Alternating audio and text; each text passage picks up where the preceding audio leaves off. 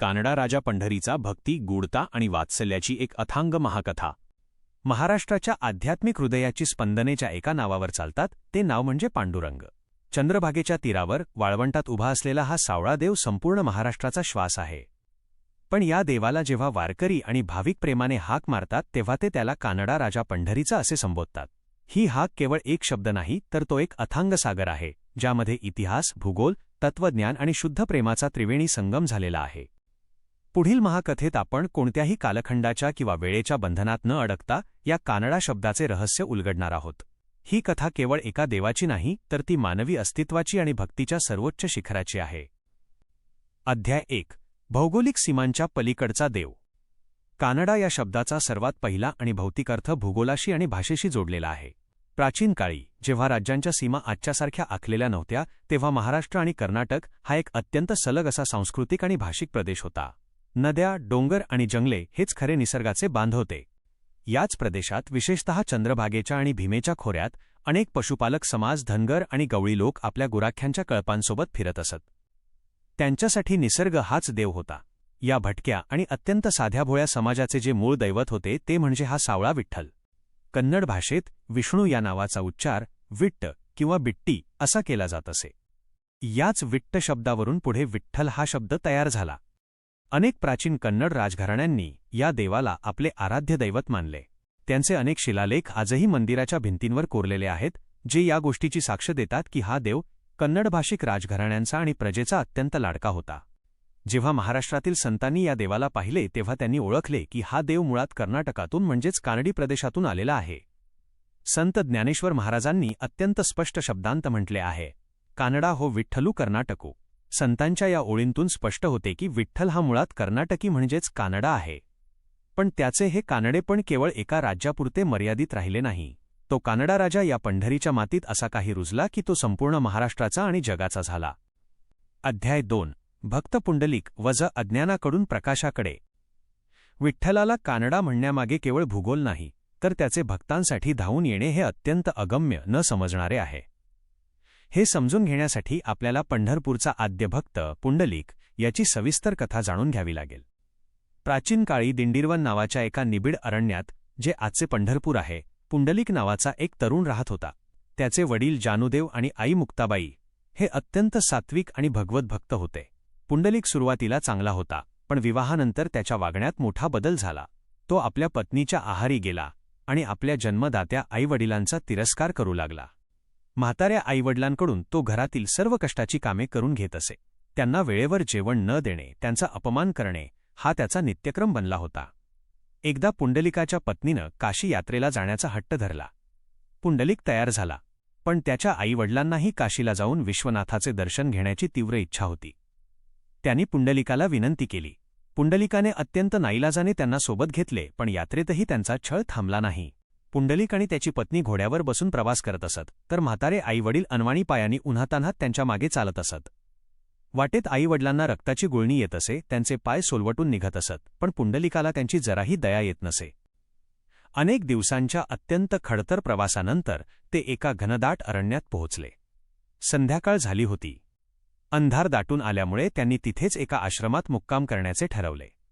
हा आश्रम कुक्कुट मुनींचा होता. कुक्कुट मुनी हे एक अत्यंत महान संत होते, ज्यांनी आपले संपूर्ण आयुष्य केवळ आणि केवळ आपल्या आईवडिलांच्या सेवेसाठी वेचले होते. रात्र झाली.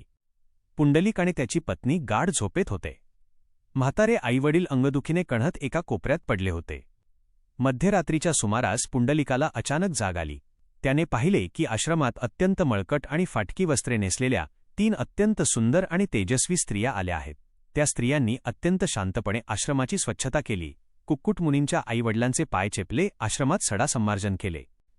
आणि आश्चर्य म्हणजे जेव्हा त्या स्त्रिया आपले काम संपवून आश्रमाच्या बाहेर पडू लागल्या, तेव्हा त्यांची ती मळकट आणि फाटकी वस्त्रे अदृश्य झाली होती आणि त्यांच्या अंगावर अत्यंत शुभ्र, तेजस्वी आणि दैवी वस्त्रे आली होती. त्यांचे सौंदर्य एखाद्या देवीसारखे चमकत होते. पुंडलिक हे सर्व पाहून थक्क झाला. त्याच्या अंगावर काटा आला. तो पळतच त्या स्त्रियांच्या समोर गेला आणि त्याने त्यांचे रस्ते अडवले. हात जोडून तो त्यांना विचारू लागला, हे दिव्य मातांनो, तुम्ही कोण आहात? एवढ्या मध्यरात्री या घनदाट जंगलात तुम्ही काय करत आहात? आणि तुमचे हे मळकट रूप अचानक इतके तेजस्वी कसे झाले? त्या स्त्रियांनी पुंडलिकाकडे अत्यंत शांतपणे पाहिले आणि म्हणाल्या, अरे पुंडलिका, आम्ही गंगा, यमुना आणि सरस्वती या 3 पवित्र नद्या आहोत. रोज हजारो पापी लोक आमच्या पाण्यात स्नान करून आपली पापे धुवून काढतात. त्यामुळे त्या पापांच्या भाराने आम्ही मलिन आणि अशुद्ध होतो. आमचे रूप मळकट होते.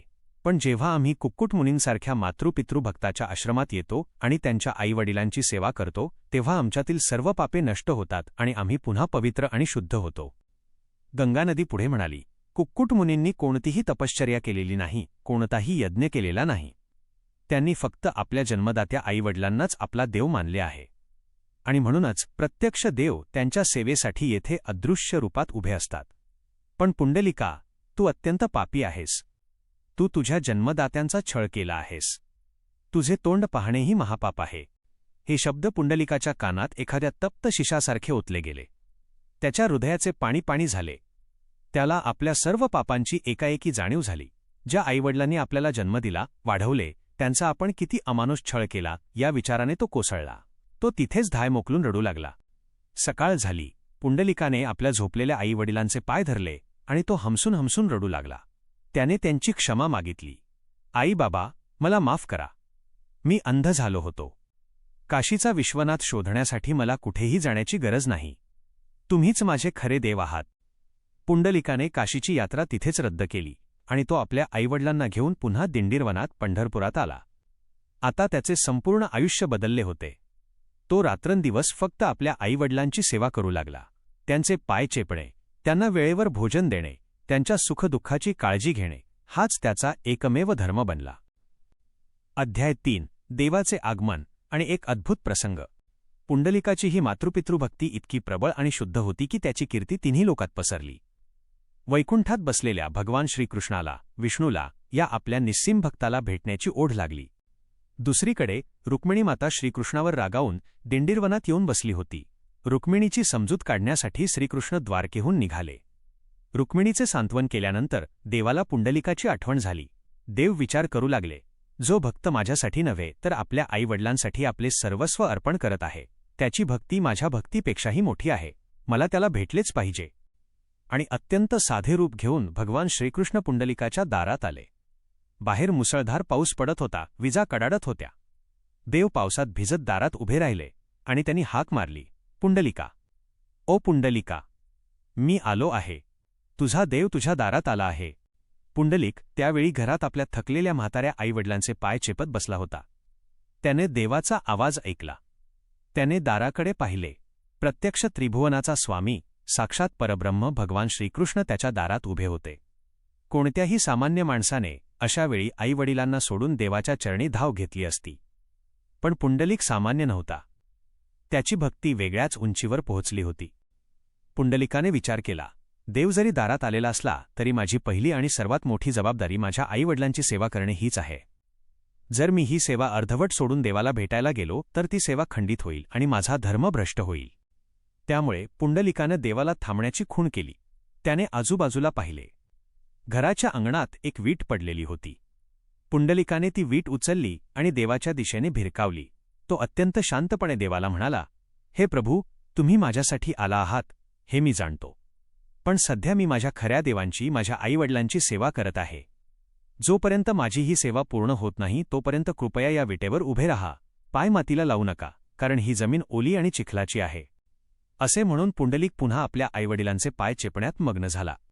या जगात असा कोणता देव असेल जो एका भक्ताने भिरकावलेल्या विटेवर उभा राहील? पण हा देव खरोखरच वेगळा होता. आपल्या भक्ताचे हे अफाट प्रेम आणि त्याची मातृपितृभक्ती पाहून देव हरखून गेला. देवाने अत्यंत आनंदाने ती वीट स्वीकारली. देव त्या विटेवर उभा राहिला. आपले दोन्ही हात कंबरेवर ठेवले आणि आपल्या भक्ताची सेवा कधी पूर्ण होते याची अत्यंत प्रेमाने वाट पाहत उभा राहिला. काही वेळाने आईवडील गाढ झोपेत गेल्यानंतर पुंडलिक घराबाहेर आला. त्याने देवाचे पाय धरले. देवाने पुंडलिकाला प्रेमाने जवळ घेतले आणि म्हटले, पुंडलिका, तुझी भक्ती पाहून मी धन्य झालो. तू मागशील ते मी द्यायला तयार आहे. पुंडलिकाने हात जोडले आणि अत्यंत भावपूर्ण आवाजात म्हटले, प्रभू, माझ्यासारख्या एका सामान्य पापी माणसाला भेटण्यासाठी तुम्ही स्वतः वैकुंठ सोडून इथे आलात. तुमच्या या प्रेमाला उपमा नाही. माझी फक्त एकच इच्छा आहे. जगाच्या पाठीवर असे अनेक लोक असतील ज्यांना भक्तीचा मार्ग सापडत नसेल. तुम्ही आता पुन्हा वैकुंठात जाऊ नका. तुम्ही याच विटेवर, याच रूपात असेच कंबरेवर हात ठेवून युगे इथेच उभे राहा.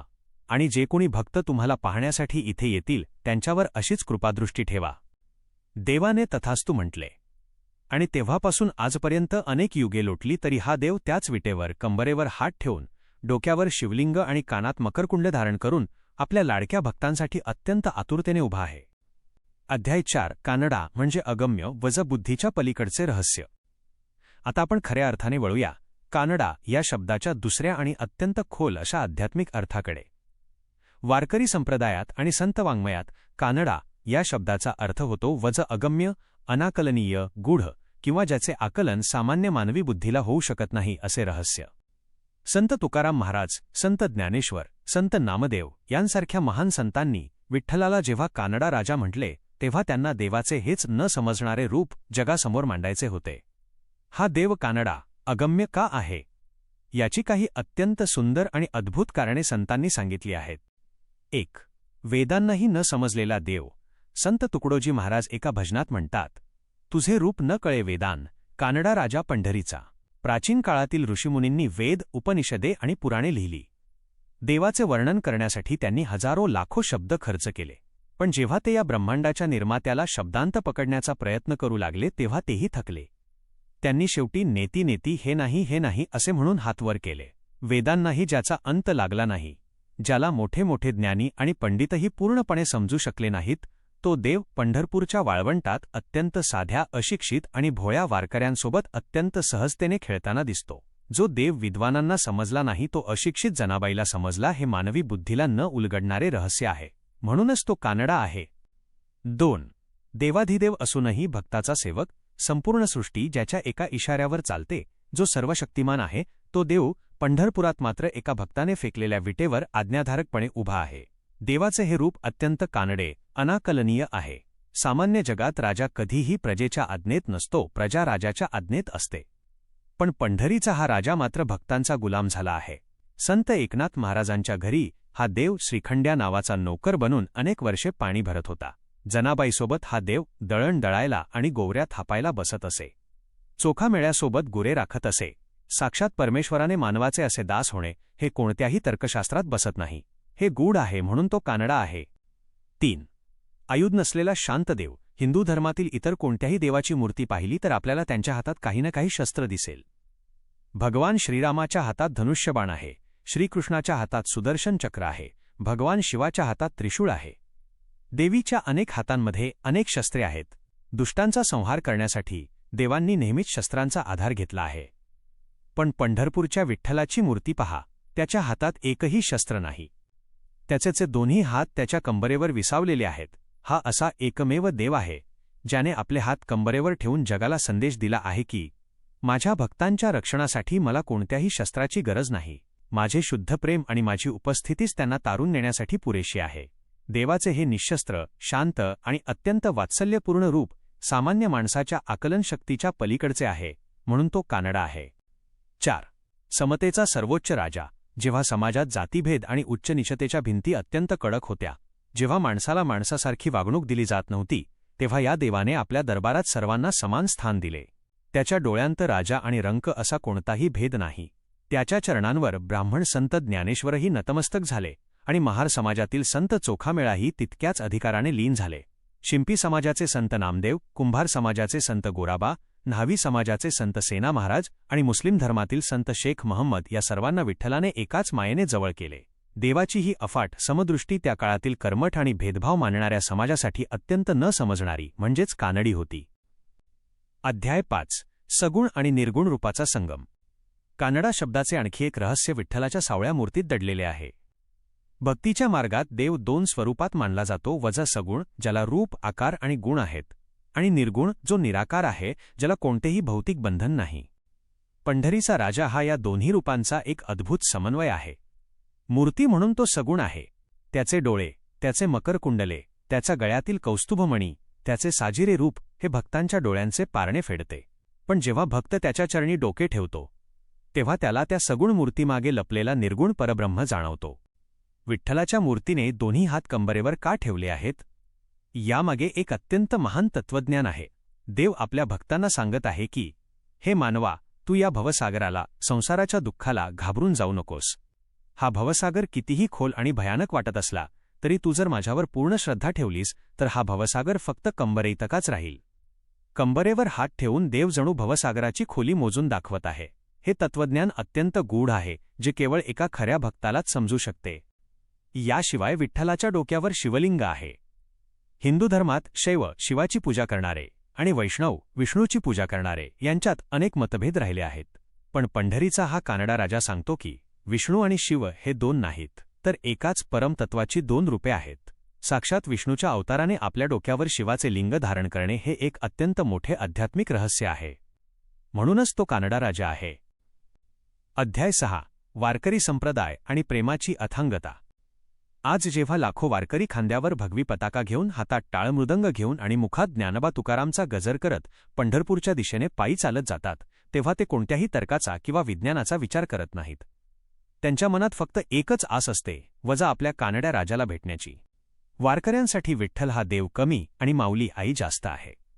जगात असा कोणताही देव नसेल ज्याला त्याचे भक्त आई म्हणून हाक मारतात. देवाला आई बनवणारी ही भक्ती अत्यंत विलक्षण आहे. पावसात भिजताना, उन्हाचे चटके खाताना, पायात फोड आलेले असतानाही जेव्हा एखादा वारकरी पंढरीच्या वेशीवर पोहोचतो आणि मंदिराचे शिखर पाहतो, तेव्हा त्याचे सर्व दुःख, सर्व वेदना एका क्षणात नाहीशा होतात. त्याच्या डोळ्यातून प्रेमाश्रूंच्या धारा वाहू लागतात. तो विठ्ठलाच्या पायावर डोकं ठेवतो आणि त्याला जाणवते की हा देव भलेही जगासाठी कानडा, अनाकलनीय असेल, पण माझ्यासाठी तो माझा सखा, सोयरा आणि माझी जन्मदात्री माऊली आहे. समारोप. कानडा राजा वजा एक चिरंतन अनुभूती. कानडा राजा पंढरीचा हे केवळ एक वाक्य नाही, तर ती संपूर्ण महाराष्ट्राच्या आणि वारकरी संप्रदायाच्या तत्वज्ञानाची ओळख आहे. जेव्हा आपण या शब्दाचा उच्चार करतो तेव्हा आपण केवळ त्या देवाच्या भौगोलिक मुळाचा, कर्नाटकाचा आदर करत नसतो, तर आपण त्या देवाच्या त्या अफाट, अथांग आणि अनाकलनीय रूपापुढे नतमस्तक होत असतो, जे कोणत्याही मानवी बुद्धीच्या आणि तर्काच्या पलीकडचे आहे. हा देव असा आहे जो विद्वानांच्या पुस्तकांमध्ये सापडत नाही, तर तो एका सामान्य शेतकऱ्याच्या नांगरामध्ये, कष्टकऱ्याच्या घामामध्ये आणि एका निस्वार्थ भक्ताच्या अश्रूंमध्ये सापडतो.